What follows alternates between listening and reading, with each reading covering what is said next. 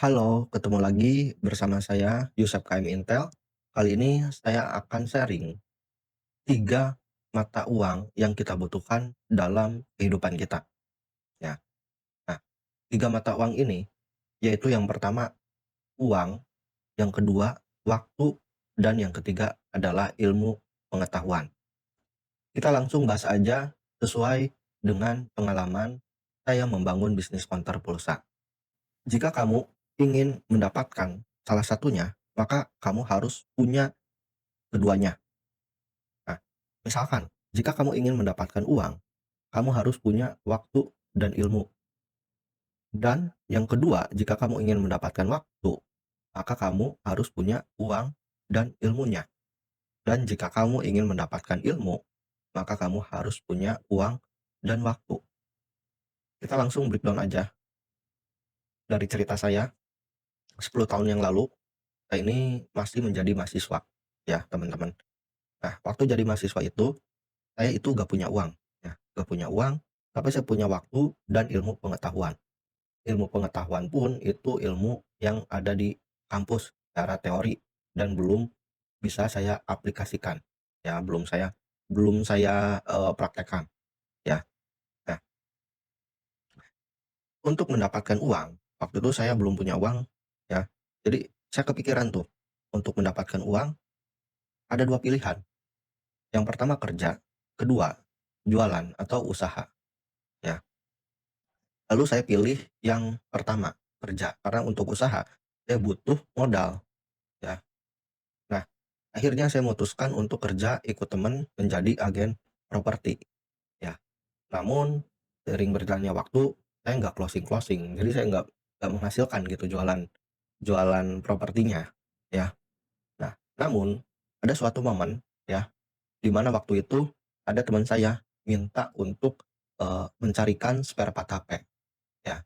Nah, karena kita ini tinggal di desa, kita punya keterbatasan untuk mencari barang, lalu kebetulan saya ini, kuliah di kota, ya.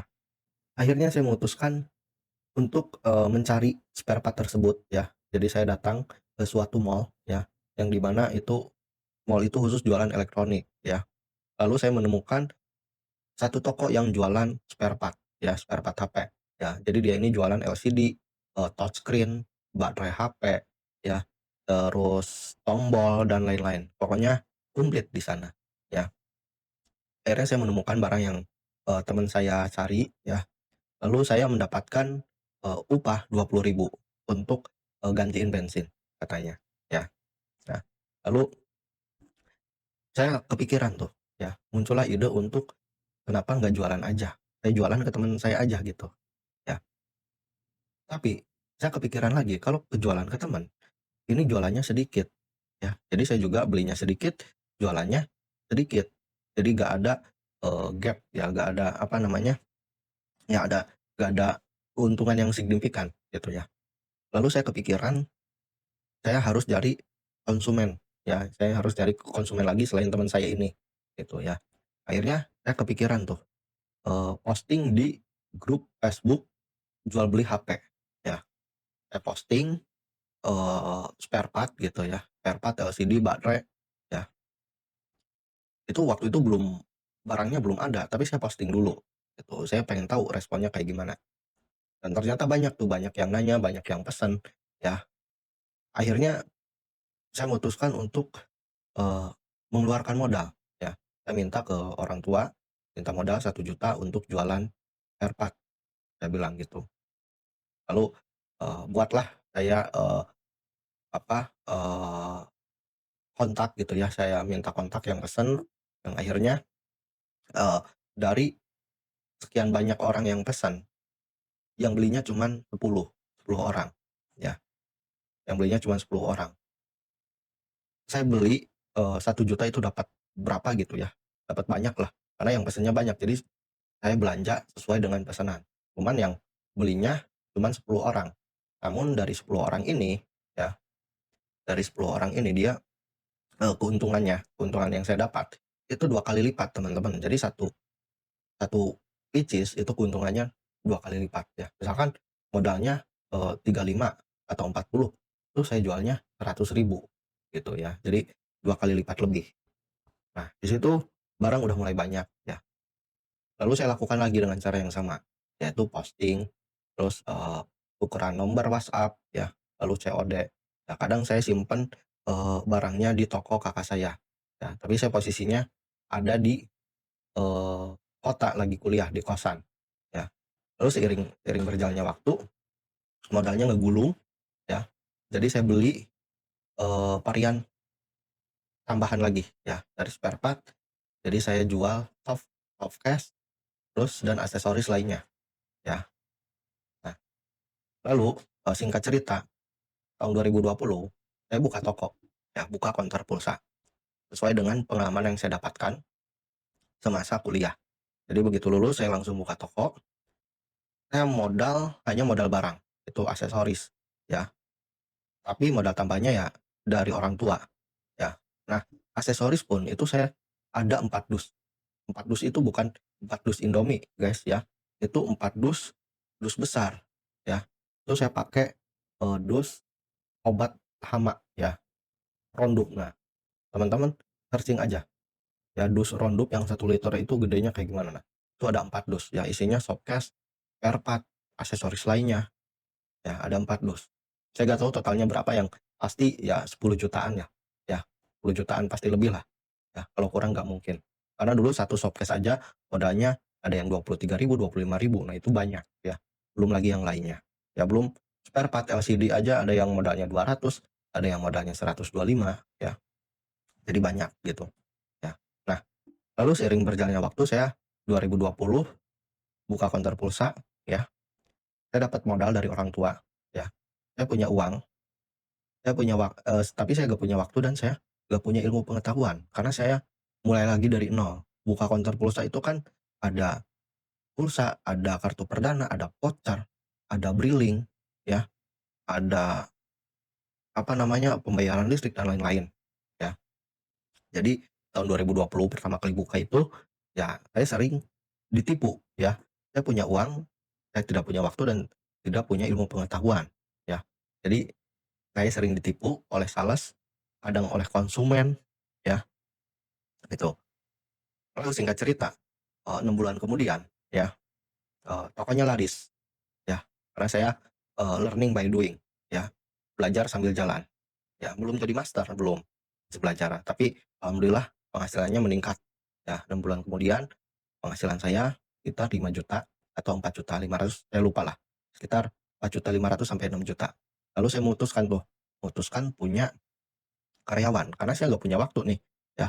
Saya nggak punya waktu untuk cari supplier, ya. Saya nggak punya saya nggak punya ilmu pengetahuan juga, ya. Saya bingung mau belajar kemana, jadi otodidak, ya. Akhirnya saya memutuskan punya karyawan 1 orang, ya. Saya pikir, ya gajinya 1,5 juta untuk karyawan, saya masih ada sisa lumayan banyak, ya. Waktu itu banyak segitu menurut saya gitu ya. Nah, lalu seiring berjalannya waktu, tahun 2022 sampai 2023 itu toko rame, ya. Jadi saya memutuskan untuk menambah karyawan ya dari 1 jadi 2, 2 jadi 3, ya. Nah, di tahun segitu itu banyak kendala, guys, ya. Jadi saya punya uang, entar saya tulis dulu ya. Nah, tahun 2023 itu saya punya uang, guys, ya. Saya punya uang, punya waktu, ya. Saya belajar habis-habisan belajar marketing, ya. Habis-habisan pakai modal, ya. Saya punya waktu, punya uang, jadi saya belajar marketing. Namun saya tidak belajar mengenai mengelola, manajemen toko, ya. Jadi pengetahuannya ternyata kurang, ya. Jadi di tahun 2022, 2023 itu hal-hal terberat, ya, banyak, ada karyawan yang maling, ya pokoknya nggak bener lah, ya. Karyawan maling, ada yang sering bolos, karyawan banyak melakukan kesalahan sehingga rugi jutaan, ya. Maling juga rugi jutaan, ya. Karyawan sering bolos, ya. Pokoknya ya hal-hal yang nggak enak, ya. Karena saya nggak punya ilmu manajemen toko, ya. Dan seiring berjalannya waktu saya belajar, ya, belajar cara ngelola karyawan, ya, cara mendapatkan karyawan bagus, terus ngelola karyawannya gimana, terus, eee, manajemennya harus gimana, ya, itu di tahun 2024, ya, akhir 2023, ya, ya sama ya 2024 lah, ya, 2024 saya, eee, mulai belajar, ya, cara nge-manage, ya. Padahal saya orang manajemen, tapi saya gagal gitu ya, nge-manage toko saya. Padahal saya lulusan manajemen, ya. Dan saya memang kesalahannya adalah fokus di marketing. Makanya di tahun 2020 sampai 2023 itu penghasilan saya signifikan. 2023 itu penghasilan saya kisaran 17 juta sampai 20 juta. Sorry, 20 juta sampai 22 juta. Saya masih ingat ya dulu. Karena saya fokusnya di marketing akhirnya, penghasilan saya nambah, cuman manajemennya berantakan ya manajemennya itu berantakan. Nah 2024 lalu saya belajar manajemen, ya saya belajar kursus, dan lain sebagainya, ya sampai akhirnya, eee, saya udah punya sistem sendiri, ya. Nah 2024 punya sistem, 2025 udah ada sistemnya, ya, ada sistem, SOP, ya, sistem pelayanan, dia punya standar pelayanan, belajar dari kegagalan, kesalahan sebelum-sebelumnya, jadi saya bikinin SOP gitu, ya supaya nggak melakukan kesalahan hal yang sama gitu ya. Dari perekrutan juga saya lebih hati-hati ya, sampai akhirnya sekarang tahun 2026, tahun 2026 sekarang saya udah punya uang, punya waktu, udah punya, namun pengetahuan saya masih, kurang ya, masih kurang untuk khusus toko ya. Uang saya udah punya, waktu sekarang saya udah punya, saya bisa meninggalkan toko beberapa hari, bahkan, tahun 2025 saya jalan-jalan dalam 1 tahun sampai 4 kali jalan-jalan, ya. Nah, itu saya tinggalkan toko, tapi toko tetap jalan, saya tetap bisa menghasilkan uang, ya. Namun sistem kontrolnya masih kurang, ya. Sampai sekarang saya anggap ilmu pengetahuan untuk sistem kontrol, ya, sistem kontrolnya belum ada, ya. Belum ketat lah, udah ada tapi belum ketat, ya. Contoh, sistem kontrol kayak, eee, cash flow, lalu ada selisih, ya. Lalu, apa, stock name produk masih ada selisih gitu. Nah, di tahun kemarin sampai tahun sekarang, ini saya lebih fokus sih, tahun sekarang ini saya lebih fokus ke sistem kontrol. Ini saya sekarang lagi bikin sistem kontrol, ya, dari tahun kemarin sampai tahun sekarang, ya. Nah, apa kesimpulannya teman-teman? Ya, dari ingin punya salah satu, ya, akhirnya harus punya keduanya, ya. Kalau nggak punya keduanya, ya hasilnya gini, ya, punya uang tapi nanti waktunya nggak ada, ya.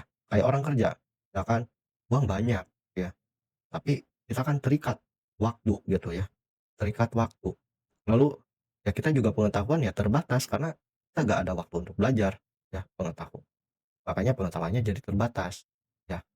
Makanya ketika kita udah punya uang, ya, saran saya ini ke sini. Jadi memang kita nggak punya waktu, tapi kita sisihkan waktu 30 menit, 1 jam, atau 3 jam untuk mendapatkan ilmu, ya, mendapatkan ilmu apapun. Kalau teman-teman misalkan kerja di pabrik atau di kantor, cari uang tambahan, ya, cari uang tambahan, ya, dengan cara apa ya, dengan cara kita harus tahu, harus mencari, baca-baca di internet, baca-baca di YouTube ya, lihat-lihat. Sekarang informasi itu banyak, ya, tinggal kita lakukan. Oh kita udah punya uang, udah udah punya uang, maka kita harus punya ilmunya, ya, supaya kita mendapatkan waktu, ya.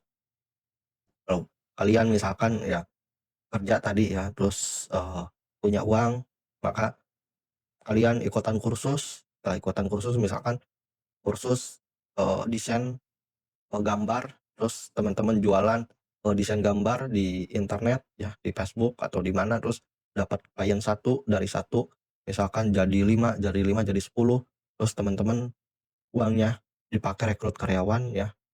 Nah, ya, pakai rekrut karyawan, uang dapat, waktu dapat, tapi ilmu pengetahuan ya masih standar ya, masih standar. Karena kalau dari